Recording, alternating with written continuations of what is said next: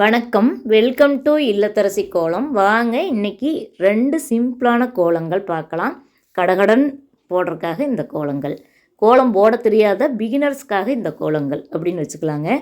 என்னோட இல்லத்தரசி கோலம் சேனல் பார்த்திங்கன்னா, இந்த மாதிரி ரொம்ப ரொம்ப ஈஸியான கோலங்கள், கொஞ்சம் கஷ்டமாக இருக்கிற கோலங்கள் எல்லாமே இருக்குதுங்க. ரொம்ப ஈஸியாக இருக்கும். பார்க்கறக்கு லட்சணமாக இருக்குங்க. பார்த்தா சிம்பிளாக இருக்கும்.